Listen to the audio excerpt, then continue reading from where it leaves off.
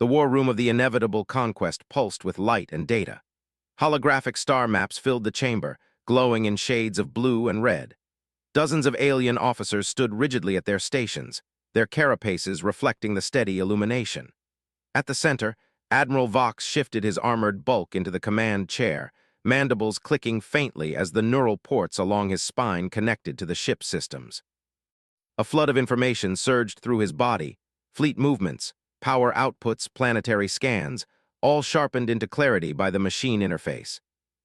Before him flickered the towering hologram of High Commander Ziv, his 6 eyes blinking in perfect sequence, an unsettling sign of absolute seriousness among the Sea-Draxian leadership. 50 ships, Vox repeated slowly, almost mocking the words, for a single human.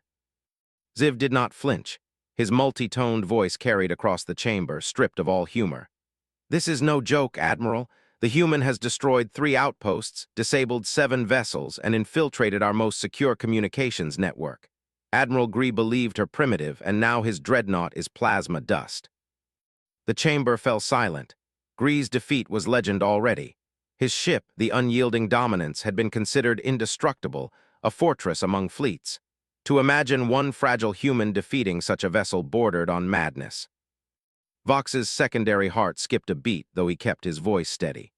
"With all respect, High Commander, humans are barely spacefaring. Their vessels are obsolete, their weapons laughable. What advantage could one fragile being possess?" Ziv's gaze darkened, the hologram's form shifting as if the air itself resisted the truth. "Her name is Cassandra Hayes. Capture her alive if possible. The Directorate must know how such a species produced this anomaly. If she resists, ensure nothing remains." The hologram collapsed into static. Silence lingered, broken only by the hum of the flagship systems. Vox exhaled slowly, mandibles clicking in a pattern that betrayed unease. Around him, the officers stirred, exchanging glances that bordered on disbelief. Finally, his second-in-command, Sub-Admiral Nexer, stepped forward. His exoskeleton gleamed silver beneath the harsh lights. "This order seems excessive," Nexer muttered. His sensory appendages twitched nervously. "Perhaps the High Command knows more than it admits." "Or perhaps," Vox said grimly, detaching from the neural ports with soft hisses, "they are terrified." He turned toward the panoramic viewport. Beyond it, the void stretched endless and cold. 50 ships, dreadnoughts, cruisers, frigates waited in formation, each bristling with enough firepower to turn a moon into rubble, all of it aimed at one human. The thought unsettled even Vox. The command staff assembled around the tactical table. A holographic projection of Cassandra Hayes rotated in the air, an unremarkable human female, dark hair tied back, lean build, the kind of figure no Sea-Draxian warrior would have considered dangerous. Yet the dossier surrounding her flickered with destruction. Wrecked ships, burned colonies, shattered fleets. "This is the creature the High Command fears," Commander Krell, head of Special Operations, scoffed openly. "No venom glands, no exoskeleton, no secondary limbs. I have seen more intimidating parasites in ration storage." Chittering laughter rippled across the chamber. Officers clicked their mandibles, exchanging jokes about fragile mammals. But Vox raised a hand and silence fell. His mandibles snapped sharply. "Enough," he growled. "This human has ended more of our kind than any being in this room. Mock her again if you dare, but you will do so standing on the graves of 900 of our brothers." The room froze. Even the hum of the ship seemed to quiet. Cassandra Hayes's hologram turned slowly, her expression frozen in calm indifference. Nexer manipulated the projection. Data scrolled. Hayes, age 34 Earth cycles, former occupation communications specialist in the human fleet, current occupation unknown. The image shifted. Security footage filled the chamber. A Sea-Draxian science vessel, the Analytical Pursuit, rocked under emergency alarms. Scientists convulsed in corridors. Bodies collapsed in waves. "This ship intercepted a human vessel 6 cycles ago," Nexer explained. "Within 9 hours, the crew was dead. Systems collapsed. Yet their records show no pathogens, no toxins, no trace of known weapons. Instead," the footage shifted to Hayes herself, walking calmly through the command center, stepping over alien corpses. She accessed the core computer, eyes glinting with eerie calm. "How did she bypass security?" Security Chief Dree hissed. "Our checkpoints would have vaporized any unauthorized life form." "She simply stood still," Nexer answered. Another feed appeared, turrets locking on Hayes, energy barriers flaring. For a moment, death had been seconds away. Then silence. The barriers flickered out. The turrets retracted. Hayes tilted her head slightly, as if listening to an unseen voice. She didn't override the systems, Nexer said. She spoke to them. The chamber erupted in disbelief. Officers hissed, mandibles clacking, some rising from their stations. Impossible, Dree roared. No human could interface with Draxian technology. Not even our own elite can override protocols that deep. Nevertheless, Vox said coldly, she did. The evidence mounted. Holograms of shattered warships appeared one after another. Outposts gone silent, mining colonies left smoldering. Every attack bore the same pattern. Systems failed inexplicably, defenses shut down. Survivors spoke of a lone human scene just before catastrophe. Tactical Officer Mira raised a clawed limb. Admiral, forgive me, but how is she doing this? Humans are weak, clumsy, technologically primitive. Even their minds are slow. What are we missing? That, Vox said, voice heavy, is precisely what we must discover. Until we understand her, we are fighting shadows. He gestured. A star map expanded overhead, filled with swirling routes of pursuit. We have tracked her through 7 systems. Based on trajectory, she is heading toward Proxima Centauri, the human's cradle system. Either she flees home or she lures us there. Krell scoffed. Give me one ship, my best strike team, and I will deliver her head in a cycle. Vox studied him, his mandibles flexing. Finally, he nodded. Very well, take the subtle incursion, but heed my words, Krell, do not engage without authorization. Krell thumped his chest in salute, already grinning with arrogance. As the commander left, Nexer approached. Admiral, was that wise? Krell is impulsive, if this human truly wields such power. Precisely why I sent him, Vox interrupted. If Hayes is a phantom, Krell will expose her. If she is death incarnate, then she will reveal herself, and when she does, the fleet will strike. He turned back to the viewport, staring at the endless darkness where Cassandra Hayes moved unseen. 50 ships waited, each thrumming with anticipation, each preparing for the hunt. And yet Vox felt the faintest tremor of unease crawling across his exoskeleton. For the first time in his long career, he wondered if 50 ships would be enough. The stealth ship's subtle incursion slipped through the void like a predator stalking unseen. Its hull shimmered faintly as cloaking systems bent light around it, rendering it invisible to most detection methods. Inside, Commander Krell strode across the bridge with the confidence of a hunter, already imagining his prey's head mounted as a trophy. All systems optimal, reported the sensor officer. Cloak engaged, we are invisible. Krell's mandibles parted in the Craxian equivalent of a grin. Of course we are, this will be quick. His second-in-command, a younger officer named Velker, hesitated. His sensory feelers twitched uneasily. Commander, with respect, the High Command sent 50 ships for this human. Do you not find that excessive? Krell waved the concern away, clicking his mandibles in dismissal. The High Command fears ghosts. They always overcompensate. One fragile mammal will not defeat the subtle incursion. The crew remained silent, but unease lingered in their posture. Hours passed in tense quiet. The ship glided toward the Proxima Centauri system. Passive sensors swept across the system edge. Suddenly, a faint signal lit the console. Commander, the communications officer exclaimed. Automated distress beacon detected, human origin. Krell leaned forward, mandibles twitching in delight. At last. The main screen lit up, showing a small, battered human vessel, barely large enough for a crew of 3. Its hull scarred, engines sputtering. Life signs, Krell demanded. 1, the sensor officer confirmed. Human, female. Krell stood tall, savoring the moment. Our quarry, limping and weak. She has saved me the trouble of hunting. Velker shifted uneasily. Commander, protocol requires we report this immediately to Admiral Vox. Engage only with authorization. Krell's claws sliced the air in irritation. Protocol is for those too timid to seize glory. This is my moment. Prepare a boarding party. I will lead it myself. The tactical officer hesitated. Sir, this human destroyed the unyielding dominance. Perhaps caution. Caution is for prey, Krell snapped. We are hunters. The subtle incursion decloaked, shimmering into visibility beside the crippled human vessel. Target engines, Krell ordered. Disable but do not destroy. A precision strike of green energy lanced across the void, slamming into the human ship's rear. The vessel tumbled, emergency thrusters sputtering weakly. Direct hit, the tactical officer confirmed. Propulsion disabled, target immobilized. Excellent, Krell said. Bring us alongside, ready boarding tubes. Excitement buzzed through the bridge. Crew members exchanged victorious clicks. The infamous Cassandra Hayes, captured so easily, it would be a tale sung in every hall of the hegemony. Then the sensor officer's voice broke the illusion. Commander, detecting anomalous energy buildup inside the human vessel. Krell frowned. Explain. It's strange. Power levels rising beyond capacity. Reactor surge imminent. The screen flared white.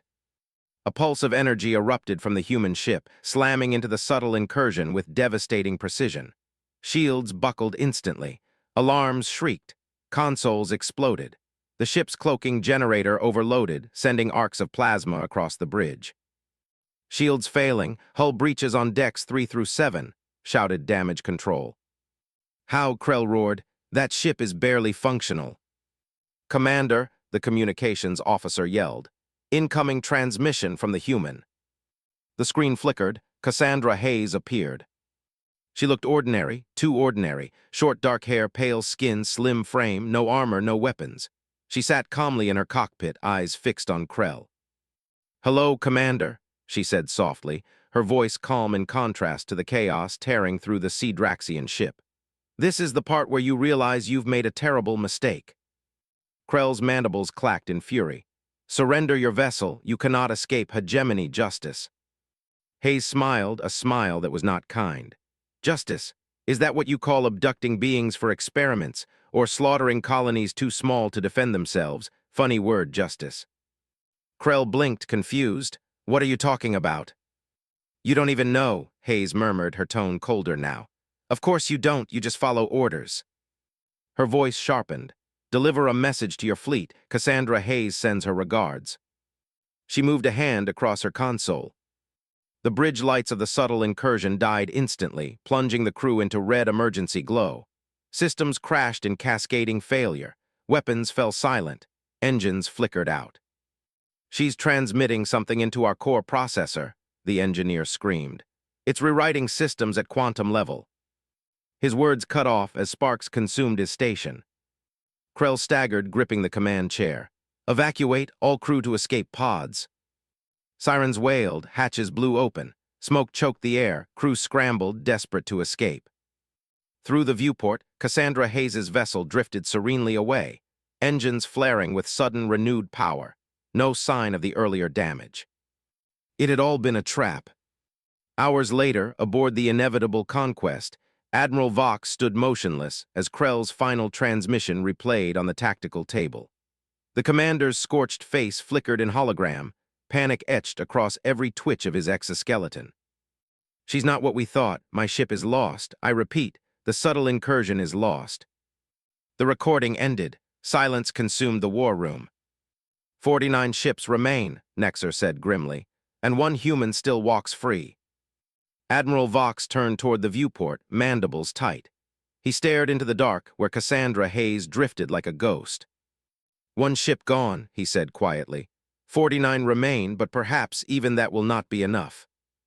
The war room of the inevitable Conquest felt smaller than ever. Holographic stars burned coldly above the tactical table, casting pale light over a command staff hollowed by loss. 8 ships destroyed at the mining facility. 6 crippled. Thousands dead. All to capture one human who had slipped away again. Admiral Vox's mandibles were tight against his armored face. He had fought wars across half the galaxy. He had reduced entire species to rubble, yet nothing gnawed at him like this human phantom. 35 ships remain, Nexer said, his voice carrying the weight of despair. She has cut us nearly in half. Morale plummets if the fleet loses faith. They will hold, Vox cut in, though he wasn't certain. Fear is irrelevant, duty is absolute. The staff said nothing. Even duty felt fragile after Proxima. Fleet Marshal Zorax, commander of the massive assault carrier Righteous Fury, stepped forward, his mandibles clicking in anger. We waste strength with these elaborate traps. Enough. Send my fighters. 144 squadrons. They will overwhelm her ship in minutes. Your fighters are automated, Nexer interjected sharply. If she can corrupt capital ships, she will dismantle them even faster. Then strip the automation, Zorax snapped. Manual control only. My pilots need no machine crutches. Vox considered this, mandibles twitching. Fighters were small, fast, and simple. Minimal systems, no complex AI cores, perhaps too primitive for Hayes to subvert. Finally, he nodded. Prepare the swarm, form a sphere around her predicted course. If she evades, she'll fly directly into their net. Zorax's mandibles spread in satisfaction. My pilots will not fail.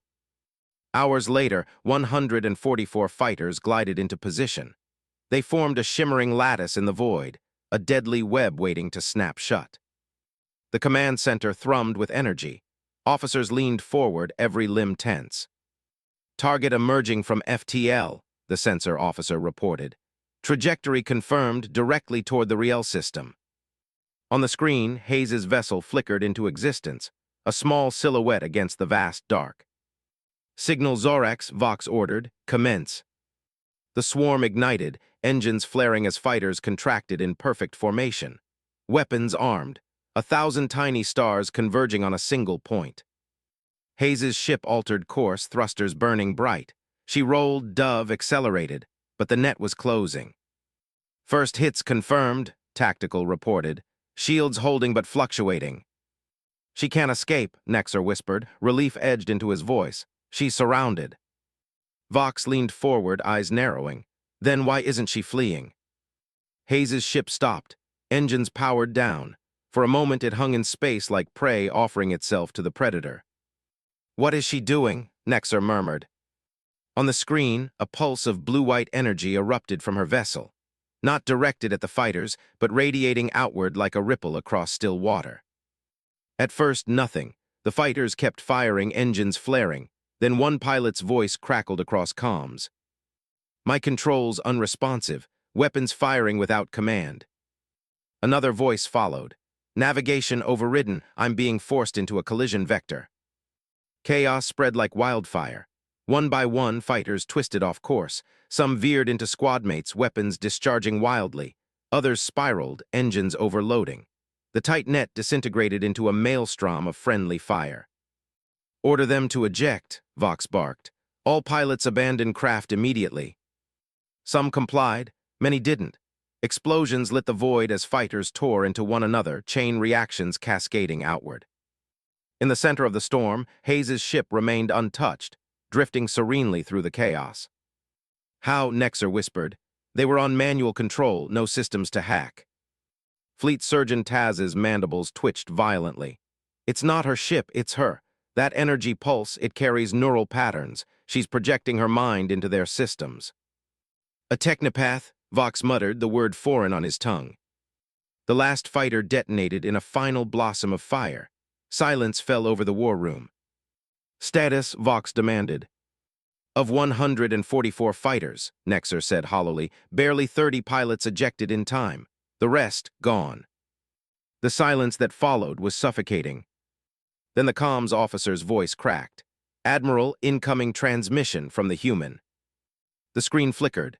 Hayes appeared, pale and calm, her eyes heavy with something that wasn't triumph.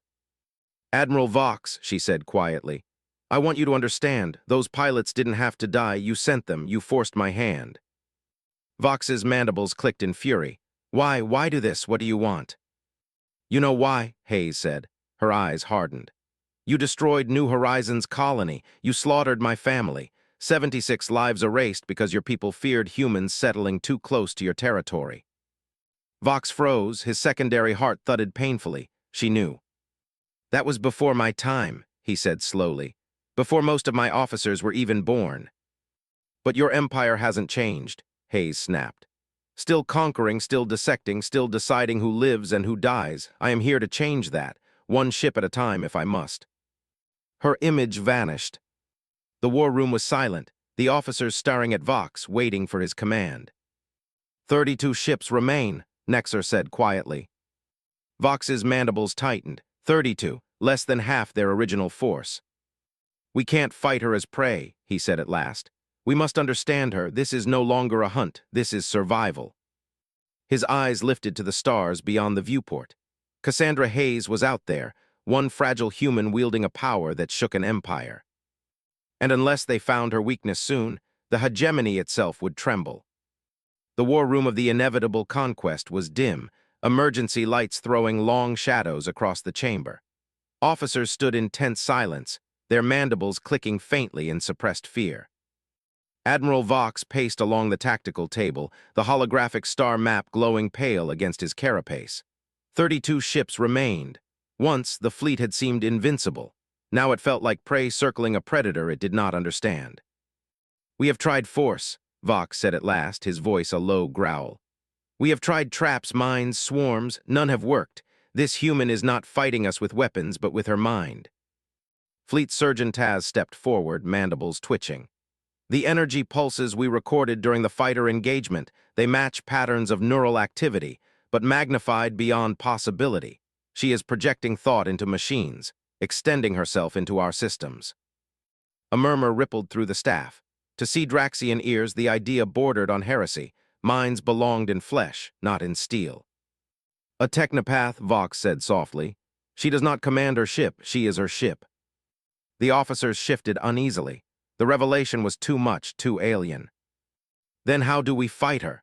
demanded Fleet Marshal Wren, who had replaced Zorax after the swarm disaster. "If she can corrupt everything we deploy, then nothing is safe." Vox turned, his mandibles spreading in something that was almost a grim smile. "Not nothing." He gestured and schematics appeared above the table. 5 ships highlighted in crimson. "These vessels will undergo a complete systems purge. No automation, no AI, no advanced protocols, manual controls only with minimal power, crude, inefficient, but impervious to her reach." A wave of disbelief swept through the staff. "Blind ships," Tactical Officer Mira hissed. "Effectiveness reduced 70% at least." "Effectiveness," Vox said, "is irrelevant if every automated ship we deploy becomes her puppet. Primitive vessels are the only ones she cannot touch." "And what will they do?" Nexer asked carefully. "They will strike when she is most vulnerable," Vox said. "We will use the rest of the fleet as bait. We will let her reach into our systems, stretch herself thin. When her consciousness is overextended, the purged ships will close in and deploy these." He gestured again. Another schematic appeared, a sleek warhead, its tip glowing with shifting blue energy. "Neural disruptors," Taz explained, his mandibles twitching. "They emit fields designed to sever thought from machine. The effect is temporary, 3 minutes no more, but long enough to neutralize her abilities." "And then," Marshal Wren asked. "Then we board her vessel," Vox said. "We capture her alive, the Directorate wants answers, and we," his mandibles clicked softly, "we need them." The purging began immediately. Crews tore out processors, stripped systems, ripped AI cores from their sockets. The 5 ships dimmed to husks of what they had been, barely more than steel shells powered by crude engines. Pilots would guide them by instinct, not interface.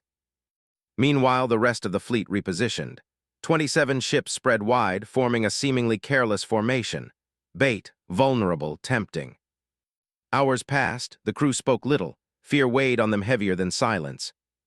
"Target located," the sensor officer announced finally. "Hayes's vessel has entered an asteroid field at the edge of the system." "Perfect," Vox said. "Signal all ships. Operation Checkmate begins." The fleet surged into the asteroid field. Jagged rocks tumbled through the void, casting shadows across the silent expanse. The Draxian warships advanced at combat speed, systems hot, weapons primed. Hayes's ship appeared on the display, small, motionless, nestled between 2 massive asteroids. "She's waiting for us," Nexer whispered. "As expected," Vox replied. The human vessel did not move, did not fire, simply drifted, silent, watching. "Range 800,000 kilometers," reported the sensor officer. "Closing fast." "Stand by neural disruptors," Vox ordered. "Purged ships prepare final approach." The pulse hit them before they reached 500,000 kilometers. Blue-white energy rippled outward, crashing through the fleet like a tidal wave. Consoles exploded, shields collapsed, weapons fell dead. On the inevitable conquest, alarms shrieked. Vox gripped his chair as systems failed one by one. Navigation, propulsion, environmental controls. She's inside, shouted Tactical. Complete takeover across 20 ships. Hold position, Vox barked. This is what we want, let her overextend. The purged ships crept closer, their crude engines burning weakly, their pilots guiding them manually. Hayes's vessel remained still, energy poolsing, feeding deeper into the helpless fleet. 200,000 kilometers, reported Nexer, his voice tight. Optimal range in 30 seconds. Vox's mandibles twitched. Too easy. Fire disruptors, he commanded. But nothing happened. The tactical officer's mandibles clicked wildly. Admiral, the pattern is wrong, she's pulling back, she knows. On the display, the energy signature shifted. No longer spreading outward to engulf the fleet, it contracted, folding inward, retreating from the compromised ships. She sensed the purged vessels, Vox realized with dread. They are the only ones she cannot touch, they stand out like beacons. Orders, Nexer demanded. Fire disruptors now, Vox roared. The 5 ships launched, blue warheads streaking toward Hayes's position. But the human vessel flared bright, engines igniting at impossible acceleration. In a heartbeat, she was gone, the disruptors detonating harmlessly in empty space. Target escaping, the sensor officer cried. Trajectory straight toward our position. Fire all weapons, Vox commanded. But his own ship was still under Hayes's influence. Consoles flickered dead, weapons silent, shields inert. Hayes's vessel shot past the inevitable conquest, so close her silhouette filled the viewport. For a heartbeat, Vox saw her face through the cockpit glass, calm, almost pitying. Then every system on the flagship went dark. Total blackout. Emergency power flared seconds later, bathing the bridge in dim red light. All ships reporting complete system failure, Nexer said hoarsely. We are blind, engines offline, weapons useless, she turned us off. Vox rose from his chair slowly, mandibles trembling with fury. Where is she now? The sensor officer worked frantically at a half-functioning console, his feelers stiffened. Admiral, she's heading directly for the rendezvous point. Nexer's limbs froze. The rendezvous. Vox's blood ran cold. The indomitable will, the Grand Admiral's flagship. She knows, Vox whispered. She knows Z is coming.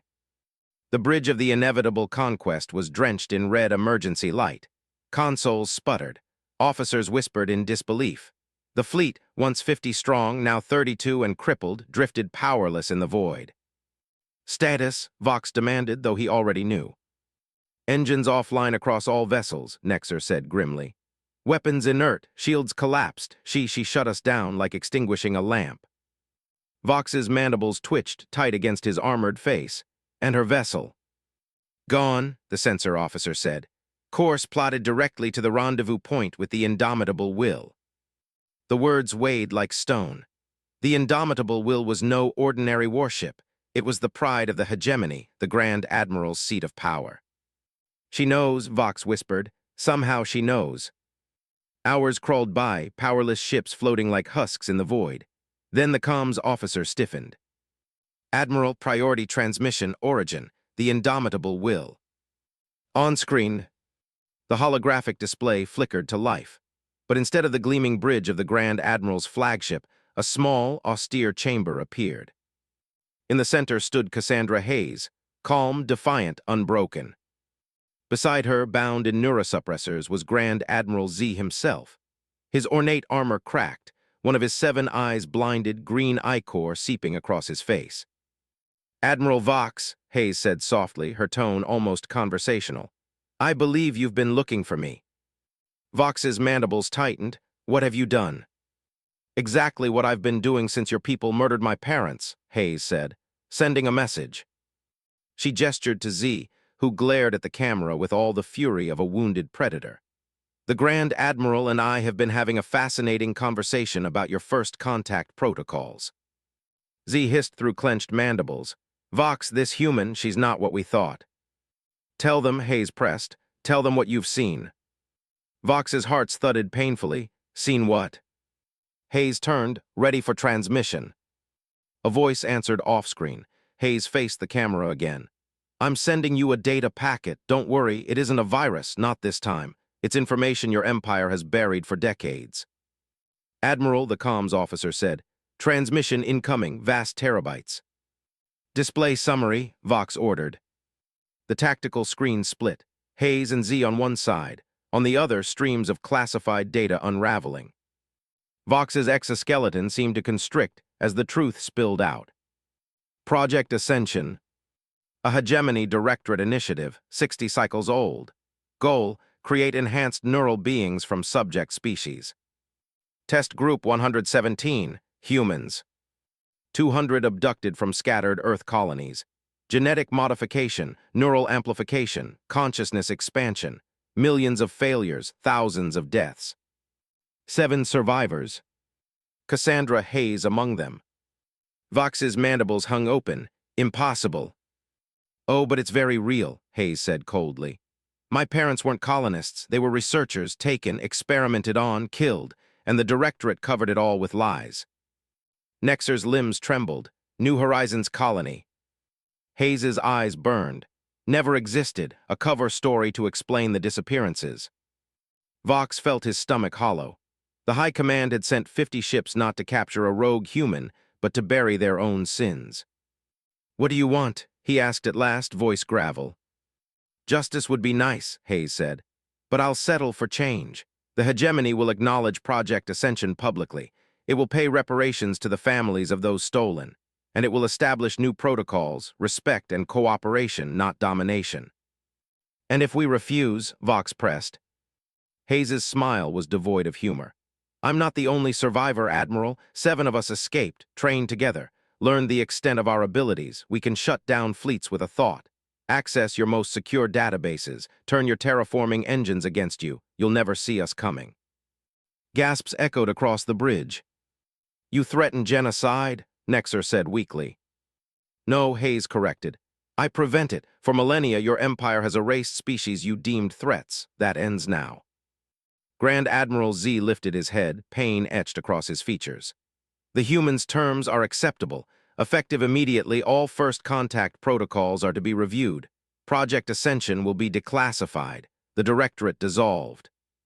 Shock rippled through the war room. Vox could barely breathe. The Grand Admiral, the unyielding champion of Sea-Draxian supremacy, capitulating to a human demand. He's under duress, Nexer whispered. These agreements aren't binding. He's under nothing but truth, Hayes snapped.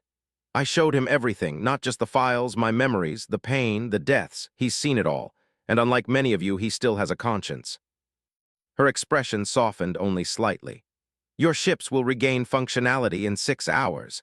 The indomitable Will and I will proceed to Hegemony Central to implement these changes. The Grand Admiral will remain unharmed, so long as your fleet does not interfere. Vox's mandibles twitched, and after the changes are made. Hayes's gaze hardened again. Then we'll see if your empire can exist in a galaxy where others have the power to say no. The transmission ended. Silence consumed the bridge. Orders, Admiral? Nexer asked, his voice shaking. Vox turned slowly, his gaze sweeping across the crippled fleet. 32 ships, battered, humiliated, bound by truth they could not escape. Begin restoration, Vox said finally. Once operational, set course for Hegemony Central. Pursue her? Nexer asked carefully. Vox shook his head. No, we ensure the Grand Admiral's orders are carried out. His voice dropped to a near whisper. If Hayes is telling the truth, then the hegemony as we know it is already over. The fleet drifted in silence, slowly clawing its way back to function. Emergency crews worked furiously across crippled hulls. Engines sputtered. Systems rebooted in fragments. The once proud armada was now a shadow, 32 ships where 50 had begun. Admiral Vox stood at the viewport, gazing out into the void.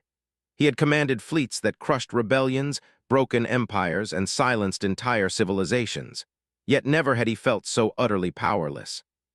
She turned us off, Nexer whispered beside him. A single human, and she silenced 32 ships without firing a shot. Not a human, Vox said softly. Not anymore.